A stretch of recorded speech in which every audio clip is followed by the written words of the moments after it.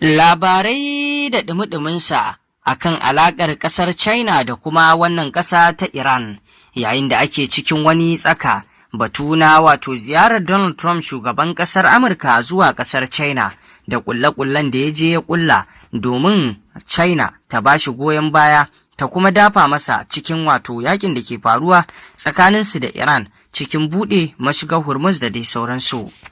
Bayan wannan ziyara ta Donald Trump shugaban ƙasar Amurka a ƙasar Iran ta naɗa wato Kalibab a mazaunin wanda zai jagoranci duk wani batu da ya shafi ƙasar China, inda masu saurare ku biyo mu cikin wannan rahoto domin jin dalilan da ya sanya ƙasar nan ta Iran ta naɗa wato Kalibab a mazaunin wato wanda zai jagoranci harkoki tsakaninsu da China.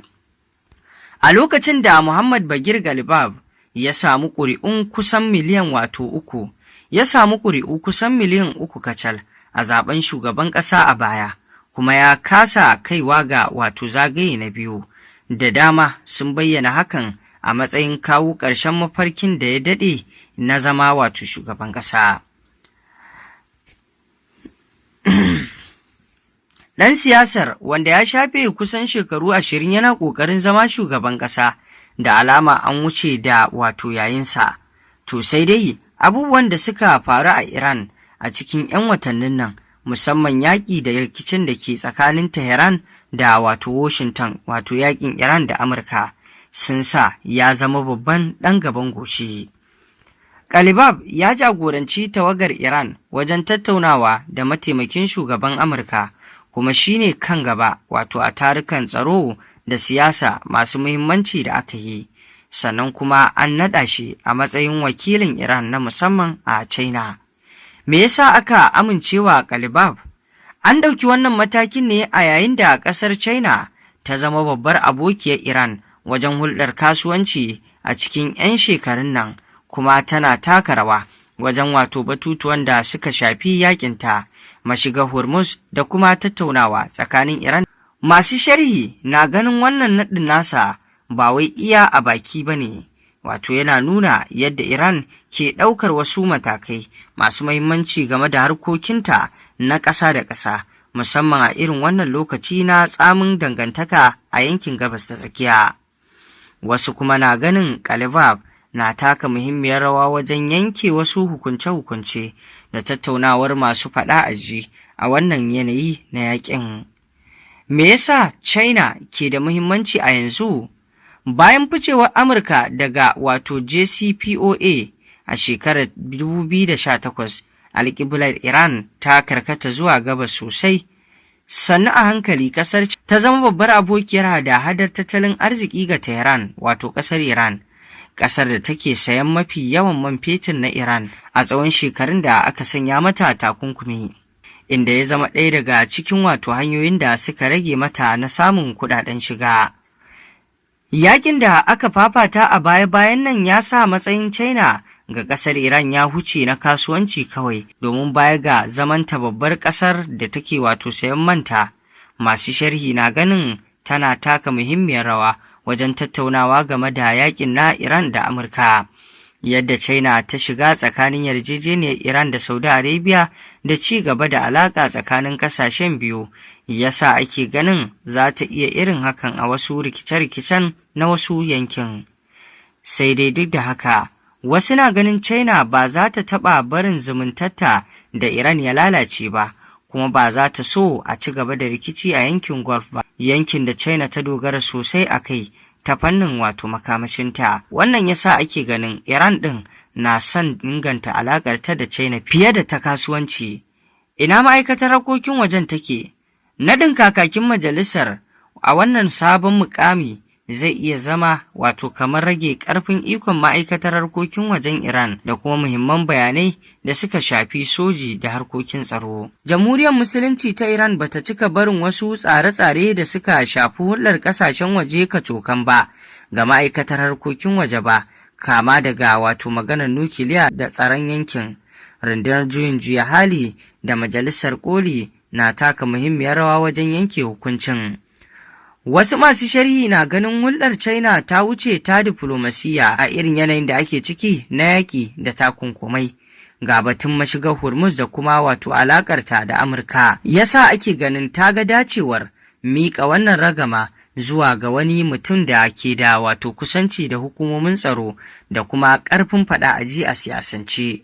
Qalibab tsohon kwamandan dakarun juyin juya halin ne kuma yana da kyakkyawar alaƙa da rundunar, wannan yasa ya fi dacewa da kula da wato batun da ya shafi ɓangarorin biyu, China da kuma ƙasar Iran, mutumin da zai iya tattaunawa da hukumomin soji da kuma 'yan siyasa da batun da ya shafi tattalin arziki da harkokin ƙasashen waje. Qalibab magajin Larijani a kaikaice. Wani abu mai mahimmanci shine yadda ayyukan sabon matsayin wato na Qalibab ke kamanceceniya da matsayin da Ali Larijani ya taɓa riƙewa. A shekarun baya ana ganin Ali Larijani marigayi a matsayin wato mutumin da aka fi amincewa da shi a gwamnati tun daga maganar nukiliya da kuma alaƙar Iran da China da Rasha. Ɗan siyasa ne da ke sanya ido kan batutuwan da suka shafi tsaro da siyasa da harkokin diflomasiyya. A yanzu masana na ganin Qalibab na gudanar da irin waɗannan ayyuka inda ake ganin ma wato yana taka rawa a wasu batutuwan bayan wanda ake gani yana da ta cewa kan batun da ya shafi yaƙi da kuma wato kulle mashigar ruwa, kuma yana taka muhimmiyar rawa wajen shiga tsakani, gashi kuma yanzu shine babban jami'in da ke hulɗa kan abubuwan da suka shafi China. Wannan yasa ake ganin an samar da wani tsarin shugabanci da zai ɗinke bakin zaren duk wani wato ƙalubale da za a iya samu a wannan ƙasa ta Iran. Me China take so? Duk waɗannan na faruwa a yayin da ake ɗiga ayar tambaya, shin me China take nema daga Iran, kuma wane matakai za ta iya kaiwa domin goyon bayan Tehran da kuma fuskantar ƙalubalen da zai shafi alaƙar su. Take-taken China na nuna cewa ba ta son rikicin gabas ta tsakiya ya haifar da matsala ga harkar makamashin duniya, saboda China ita ce babbar ƙasar da ke siyan manta da kuma wani sashe na makamashinta da ke bi ta yankin Gulf a mashigar ta Hormuz. Sai dai ga dukkan alamu China ba ta shirya shiga wani rikici da Amurka kan Iran ba. Wannan ya sa masu sharhi suke ganin China na son daidaita komai yadda ya dace da kuma ci gaba da alaƙa tsakaninsu da Iran da Amurka. Shin wannan dama ce ko kuma wato rashin 'yanci?